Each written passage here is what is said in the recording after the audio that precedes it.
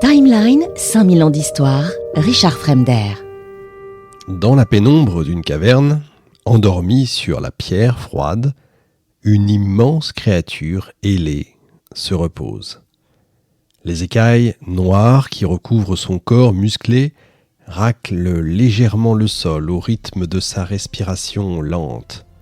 Dehors, le soleil se lève, les oiseaux commencent à chanter.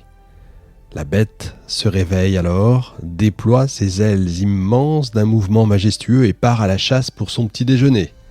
Sur son passage, les paysans se précipitent dans leur demeure et les cavaliers se préparent à la bataille.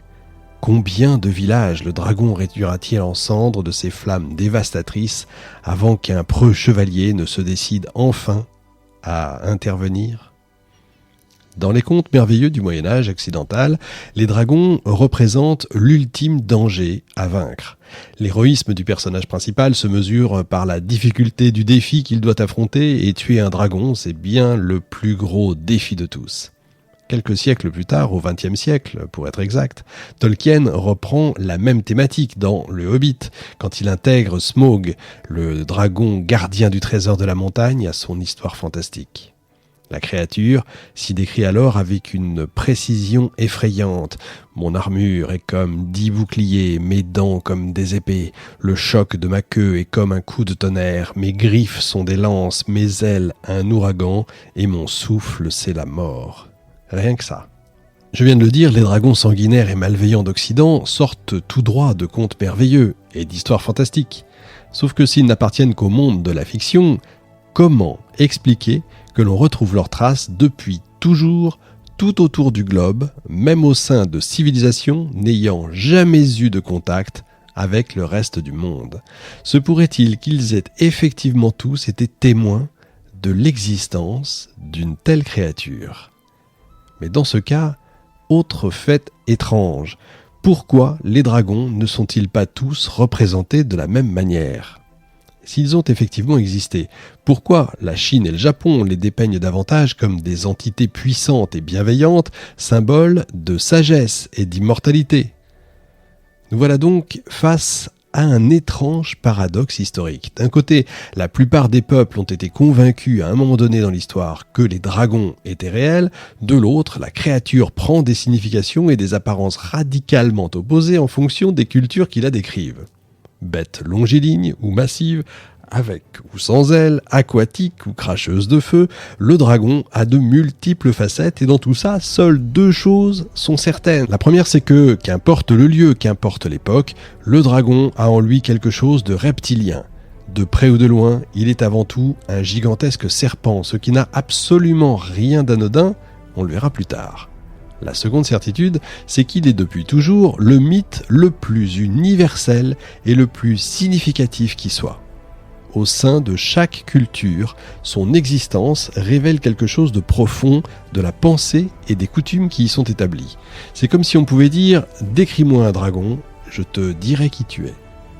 Partons donc ensemble à la découverte de cette entité mystérieuse, de ses origines et de ses innombrables représentations. L'origine même du dragon est très difficile à déterminer. Si la créature est dessinée depuis toujours, sous toutes ses formes possibles, dans la plupart des civilisations humaines existantes, eh bien, l'art rupestre n'en fait, lui, aucune mention. L'hypothèse majoritairement retenue consiste alors à affirmer que les dragons sont apparus sur Terre à l'époque de Babylone, c'est-à-dire 1 ou 2 millénaires avant notre ère. En ce temps-là, la figure du dragon se confond entièrement avec celle du serpent, tant et si bien que la mythologie antique les considère tous les deux comme une seule et même créature. Et c'est important, parce que ces mythologies anciennes vouent un culte très particulier aux reptiles, qui repose notamment sur une fascination extraordinaire envers l'espèce. Après tout, quoi de plus contraire à l'être humain qu'un animal écailleux, dépourvu de jambes et froid au toucher ? Un drôle de phénomène d'attraction est alors remarqué, les reptiles nous révulsent et nous font peur, et c'est justement pour ça qu'ils nous fascinent. Dans la majorité des cas, les créatures reptiliennes sont alors considérées comme des entités divines à l'origine même du monde, et ce malgré, ou à cause d'ailleurs, de leur apparence monstrueuse, énigmatique et impressionnante. En psychologie, on dit justement que lorsqu'une créature est vraiment terrifiante, la meilleure manière d'en affronter notre peur est d'en faire une divinité.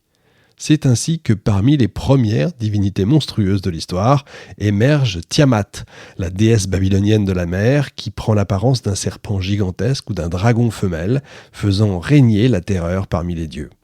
Selon le poème babylonien de la création, le monde serait né suite à la lutte entre Tiamat et le dieu Marduk, son propre descendant. Sortant vainqueur du combat titanesque qui l'opposait à sa mère, Marduk coupe le corps de sa victime en deux, donnant naissance au ciel, puis à la terre, avant de créer l'homme avec son sang. Les seins de Tiamat forment aujourd'hui les montagnes et il est dit que le Tigre et l'Euphrate coulent à partir des yeux éteints de la déesse serpent.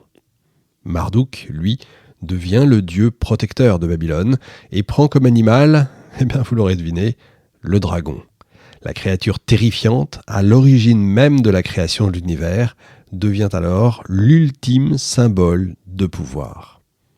Quelques siècles plus tard, la même dynamique se retrouve dans la mythologie grecque alors que Typhon, un effroyable serpent géant avec des centaines de têtes de dragon à la place des doigts, cherche à renverser l'ordre du monde en s'attaquant aux Olympiens.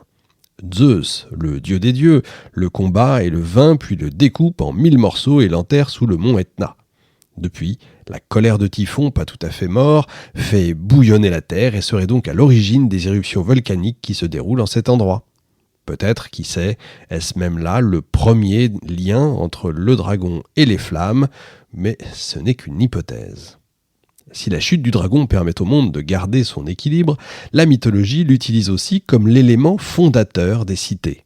C'est en effet après avoir tué le dragon, gardien d'une source, que Cadmos, héros grec, plante les dents de la créature dans la terre sous les conseils d'Athéna. Timeline, 5000 ans d'histoire, Richard Fremder.